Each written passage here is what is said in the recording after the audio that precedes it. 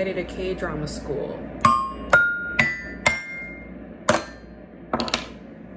I am going to try something a little different today. So I am using a microphone very close to my face.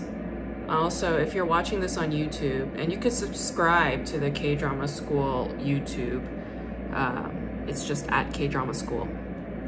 And you could also follow me at Grace Jung Comedy on YouTube. I occasionally upload some videos of my stand-up, so you can follow me there. And I'm doing something a little different today. As you can see, I'm wearing some clown makeup. If you're afraid of clowns, sorry. You could listen to this on Spotify or iTunes or iHeartRadio, wherever you get your podcasts. But I am wearing some clown makeup today because I realized, you know, this is like the only time that I could be a clown, actually. Like, I can't be a clown anywhere else in Madison at the moment because there aren't any like clown workshops or anything like that. I did suggest to a comedian here that we should do a clown workshop for stand-up comedians together, and he's down. Like, he's an improv comic. He also does stand-up, but we'll see. I want to showcase a couple of toys I have. So this is a bathtub. It's a ceramic bathtub, and it's for a dollhouse. I bought this, I think, at what do you call those, like Hobby Lobbies, or you know, those like art supply stores.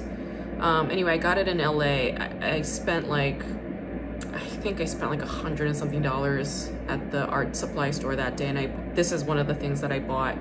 I bought it for the film that I was working on, which I don't think is going to be happening anymore, sadly. But also, whatever. The other thing I want to show you is this beautiful rock. It's like sandstone rock, and it's like it's just so perfectly round and smooth, except it has this little hole here. There's like a hole right here, and it looks like a little belly button. Anyway, I just think it's a beautiful piece of rock. So I just leave the rock inside the tub like this, and I imagine that it's me. So those are my two toys. I will show you guys more toys in the future, but yeah, that's what I have for now. And I also turned on my white noise machine. It's like close to the door, so like right behind me is the door, and like I just noticed that whenever I'm here and I hear people walking around in the hallways, like I could hear their conversations full on. I could hear everything that they're saying. I could hear like a person like walking their bike. I could hear the bike gear turn, like click, click, click, click. I could hear that. So I mean, I feel like I have no privacy here, you know? Like I'm just, honestly, I'm considering like setting up another sound studio in my closet again, except I don't have much space in my closet currently. So I mean, we'll have to do some maneuvering, but for the time being, I'm just gonna have to turn my white noise machine on. So if in the background, if you catch some like white noise, that's what it is. It's for my sense of privacy in my own home. Which, I mean, it sucks, but what are you gonna do?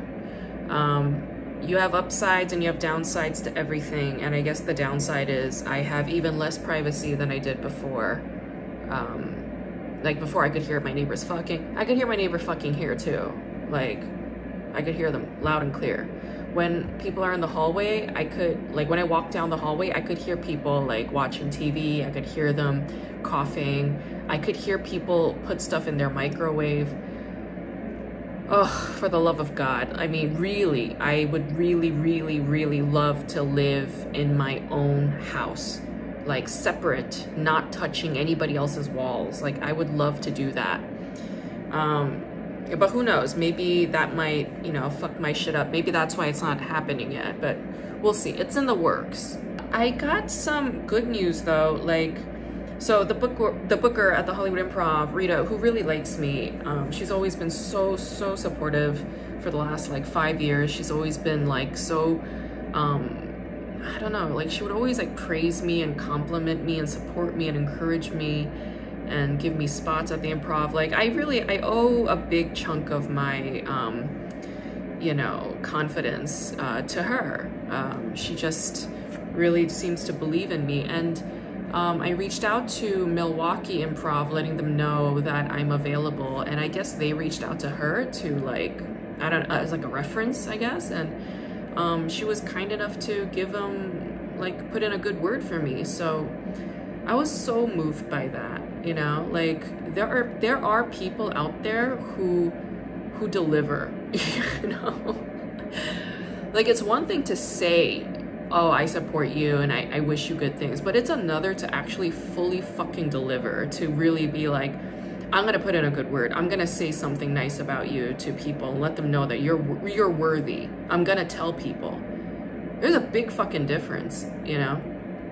And this person pulled through for me, so I was so grateful for that. I felt really, really blessed and lucky. So, you know, you let go one thing and then you realize, oh, like another door's opening. Like that's really how it goes a lot of the times. Yeah, I think I keep thinking that I am, how do I put this? I keep running into the same lesson over and over again. Yeah, I keep people in my life out of fear of something, like out of fear of being alone, or out of fear of being, yeah, like fear of being alone, I guess. But then I look at my life and I'm alone most of the time. And am I really alone? Like, no. I mean, I'm here. I am here. So like, what aloneness is there? I'm here. If I'm present and I'm fully conscious and committed to my moment, then there is no loneliness. So, yeah, it's just been like an interesting week of realization and learning. Like, never let fear be the driving force behind any relationship or any action, you know? And I was wondering, like, was I kind? Was I kind? Who was I kind to? Was I loving? Was I loving? Who was I loving towards? And it had to be me. So, yeah, like, in the past, I would have beaten myself up and felt so guilty about this. Like, my whole neck would have been stiff. Like, I would have been a mess. But like this week, I've been good. I've been pretty good. No physical pain. I had like some slight pain in my right side of the neck today when I was doing a guided meditation, but that was really it. Like, no physical pain, or like, yeah, my mind is a little bit turned up, but other than that, like, the symptoms are pretty low. They're pretty minimal. And I think it's because I keep not defending myself, but keep assuring myself, like showing myself self-compassion, being like, no, I'm on your side. No, like, you didn't do anything wrong by sticking up for yourself, by speaking your truth, by expressing yourself. You did not do anything wrong. And then also tending to my pain, be like, yeah, she did offend you. She was accusatory. She was harmful. I acknowledge that too, because before I wasn't. I was ignoring all of this, and that was driving me insane. In any case, yeah, don't let fear trap you into any relationship, whether it's a friendship, a spouse, a work situation. Don't let fear be the driving factor. Let freedom and self-love be the motivation. I also had like a good thing happen to me today. So I'm sitting in a chair right now. Like, it's interesting. I've been having like weird like chair kind of dreams. Like, I think this morning I was having a chair dream too. And then like a month ago, I dreamt that I was throwing chairs like in a crowd, and I was just hysterically laughing. Anyway, when I first moved into this apartment, I needed a chair. So I was walking the streets, and there was like a beautiful wooden chair. It's like fully made of wood, just sitting on the curb. So I brought that in, cleaned it up, and I've been using it, but it's a very uncomfortable chair. It's wood, it's low, the back is low, and I was like, it's not very comfortable, so I should buy a new chair. And that was on my mind, but chairs are expensive. They are. So I was like kind of, you know, debating about the chair. And then this afternoon, I was working out at the gym, and I was looking out the window, and I saw this perfect single chair. It's like a plastic body, but then the legs are wood. And it was just like on the curb with like a couch and an ottoman. I saw some people take an ottoman upstairs, but there was a couch. this chair, and there was some like a mattress. So I just went outside, looked at the chair, perfectly sturdy. So I brought it in and cleaned it up, and you know what? Super comfy. Like I'm sitting in it right now. Win. What a win. Absolute win. Like it's free, it's comfy, it meets my needs. Like hello, come on, that's beautiful. That's beautiful right there. So yeah, keep your eyes peeled for good shit on the street. You know, by law, if anything is on the curb, it's fair game. I learned this in business school when I was a business major briefly. That's right, I used to be a business major very briefly in my life. After I transferred from Hunter College to Pace University, I was a business major, and I could not stay awake in any of my business major required classes. So I dropped that, and then I became an English major. And then I got straight A's, and it was great. Let's move on to something else. You guys, let's talk about this show. It's called Tell Me That You Love Me. It's on Hulu. It's also on Disney Plus. It is based on a Japanese television drama, and it was adapted for the small screen by Korean writers. And it is a melodrama. It is a thick melodrama, syrupy, gooey, very, very thick, very sticky. Chung Woo-sung is in it. Chung Woo-sung. For those of you who don't know who Chung Woo-sung is, he is Lee Jung-jae's best friend. Yeah, Lee Jung-jae, you all know him. He was on Squid Game, right?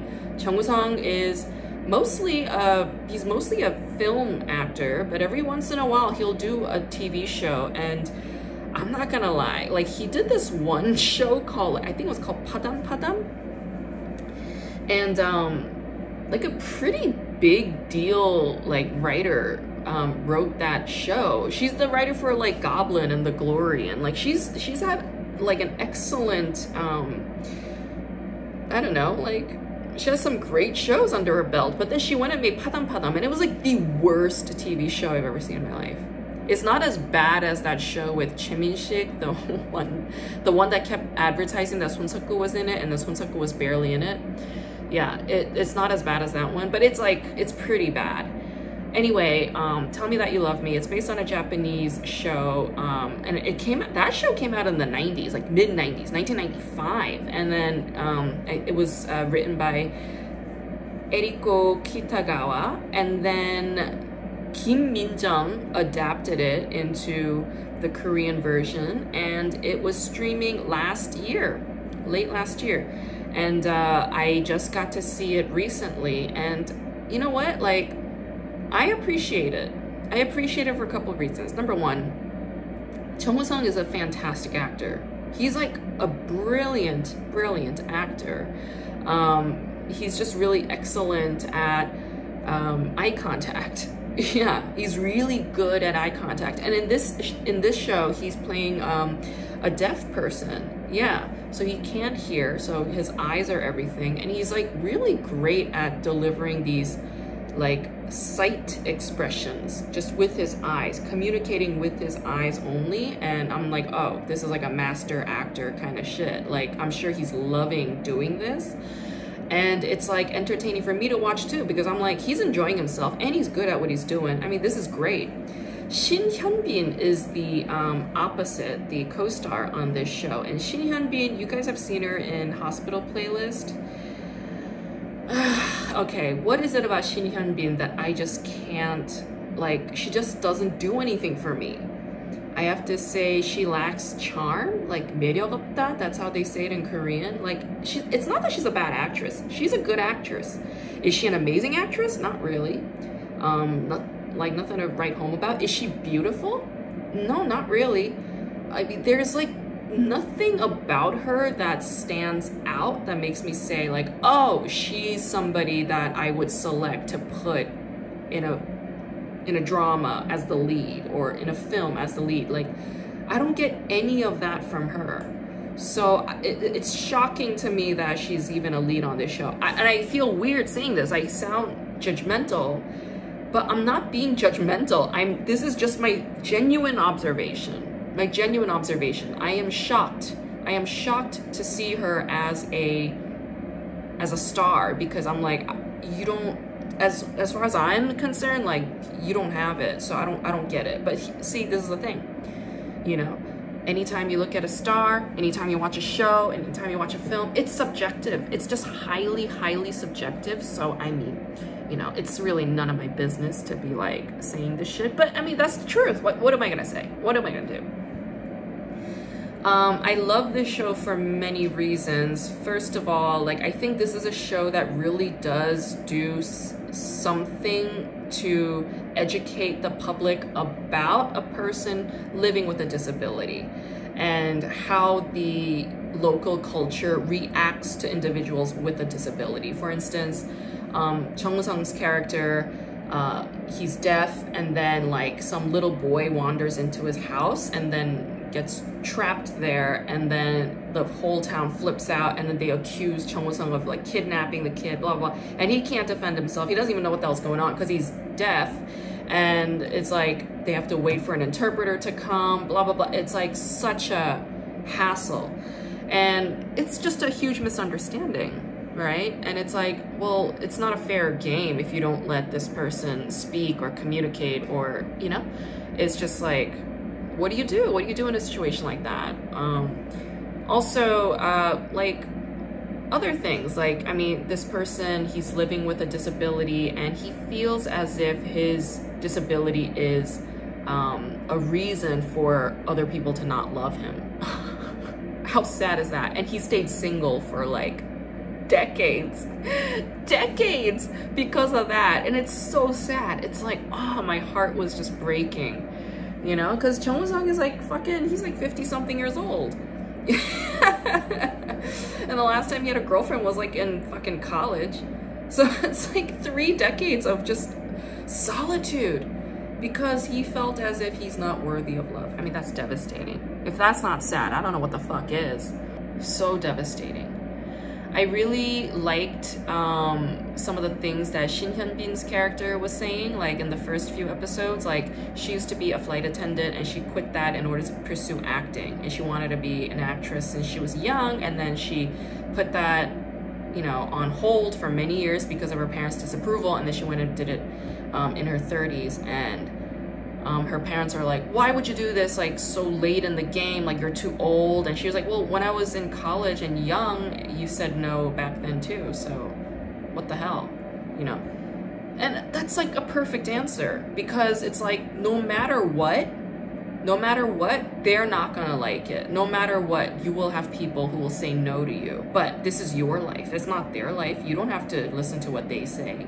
And I was like, good on you, girl. I was just like, That was the other thing I really loved about this show. It's about 2 artists, you know, the guy's a painter, the woman is an actor, and they get along swimmingly because he can paint in his silent little world because he can't hear anything. And she could read lines and it won't bother him. How beautiful is that? I mean, that's compatibility. That's gorgeous right there. And yeah, there's like so much consideration between these 2 characters. It's actually like a very beautiful kind of love. And I really appreciated their relationship in a lot of ways. There was one thing, I mean, there were several things that I love, but like 2 big moments for me. One is, so Chung Woo-sung's character has an ex-girlfriend. Nam Hye-sung, she's the one that, Nam Hye-sung, she's the actress that plays his ex-girlfriend, his old flame, his old college flame. And she returns to his life after dumping him in a very cruel way. And she's like, I miss you, like, I want us to, you know, get along, I want us to be friends, I want us to potentially be partners again.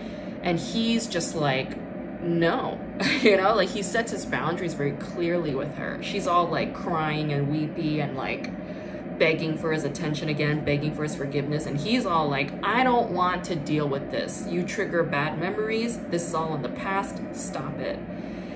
And I'm like, that's important. There was one conversation that was so beautiful in this show, and it made the whole show for me. I feel like maybe I was just watching this whole series to get to that point. There's this moment when Chung Woo-sung's character says to his girlfriend, he's like, I used to live in a shipping container for 7 years, and all I did was paint and sleep. I would paint all day, and then I would pass out, and then I would wake up and I would paint again, and I did that for 7 years straight. And then one day there was a huge thunderstorm and it rained so hard it flooded the whole container. It ruined everything. I lost all my work. 7 years of his paintings gone. And his girlfriend's like, oh my God, that must have been so difficult. And he says it was actually great, because I realized in that moment that like nothing belongs to me. None of this is mine. And he says, I was abandoned by my family, my friends, by everybody I loved. And I realized none of them belonged to me. And he was like, once I had that recognition, it was like, it was freeing. Like I didn't have any, you know, like I didn't feel bad. And I was like, oh my God, this is genius. Nothing belongs to me, right? Like we all have an ego, the ego that says, mine, this is mine, you're mine, you belong to me, this is mine, this desk is mine, this computer is mine, this microphone is mine, this face is mine, this body's mine, this dignity is mine. But if we say like, none of this is mine, everything changes, you know? Like me getting my laptop stolen. All right, it was mine, but also it was so easy, it's so quick how it stopped being mine. Things can change like in a dime, like in an instant. And so if we get caught up believing that everything belongs to me, or I deserve, or I expect, or I should, then it leads to devastation, right? The core tenet of Buddhism being desire leads to suffering. Clinging, attachment lead to suffering. So what's the message there? Do not cling, do not attach, do not identify with. Don't believe for a second that anything in this world belongs to you. It doesn't. Let it go. Want nothing, desire nothing, expect nothing, and then you're free. So I was like, God damn, this man lost 7 years worth of his paintings and he doesn't feel sorry for it at all. Instead, he just took that big lesson and now lives with it. I mean, that was gorgeous. I was like, hell yeah. Hell yeah. So, what do I think? I think this is a show that's worthy of seeing if you're into slow, sticky, gushy melodramas. This is a melodrama. This isn't like, this is not a rom-com. It's not fast-paced. It's very slow. Super gooey. It's like maple syrup. But if you're into it, you're gonna get it. If you like Chung Woo-sung, you're gonna dig it. It's on Hulu, it's on Disney Plus, so check it out. If you have not purchased my book, K-Drama School of Pop Culture Inquiry into Why We Love Korean Television, you can get that on Amazon. You can get it as an ebook, you can get it as an audiobook, you can get it as a hardcover. Please check out my book. Thank you for your kind support. Follow me on Instagram at Grace Jung Comedy. You can also follow at K-Drama School, and on TikTok as well. Same handle, at Grace Jung Comedy, at K-Drama School. If you have any suggestions, or you want to make comments, or you want to say what's up, info@kdramaschool.com. That's all, folks. Oh my God, also, Patreon. You could be a Patreon supporter. I did upload something this week on Patreon. Thank you to my Patreon supporters. You guys are amazing. You can check out my videos that are exclusive to Patreon paid supporters and get like my movie reviews basically, and you know, more tidbits about my personal life. But I will be putting more effort in that. Perhaps I'll do more clown makeup for you guys in the future. In any case, thank you so much for listening. I love you all. Peace out.